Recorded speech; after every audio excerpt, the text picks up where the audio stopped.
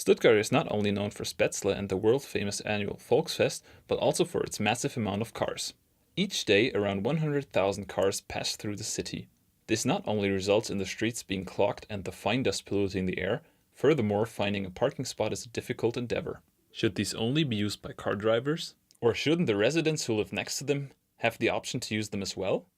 This is where the Parklet project comes in. The project aims to offer an extension of the already existing pavement to create new recreational areas for the residents. The concept behind the parklets has already been successfully tested in bustling cities like San Francisco and Sao Paulo. Raphael Dietz, project coordinator at the Reallabor for Sustainable Mobility Culture in Stuttgart, was responsible for the experiment on the local streets. Die haben sich ein bisschen an den Zielen der Parklets aus San Francisco orientiert, wo es darum geht, Straße wieder als ganzheitlichen Raum zu begreifen, der nicht nur allein für Autoverkehr da ist, sondern der als sozialer Raum funktioniert, in dem man sich treffen kann, in dem auch Autos da sind, aber eben auch noch viel mehr. Apart from that, the team around Raphael Dietz tried to start a discussion about the usage of public space in Stuttgart.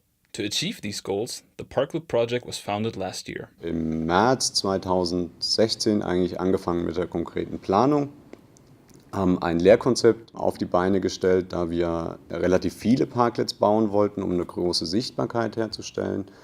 Und deswegen haben wir uns entschieden, da Studierende der Architektur und Stadtplanung mit ins Boot zu holen, die dann jeweils ein Parklet bauen konnten. Und das lief im Prinzip für die Studierenden innerhalb von 6 Wochen ab. Dann standen die Parklets eigentlich 3 Monate lang, bis wir sie dann am Parking Day wieder abgebaut haben. All but one. The parklet called Casa Schützenplatz located near the State Gallery.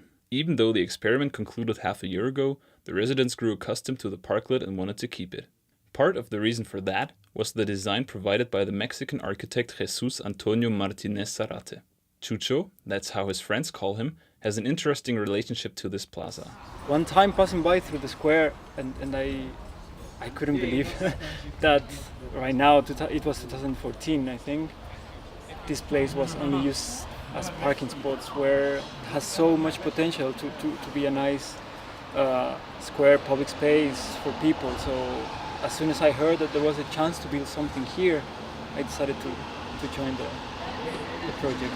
The key points was creating a platform safe enough for people to just join the square, to use the square basically. One resident of the 1300 square meter big space is Johannes Heinold.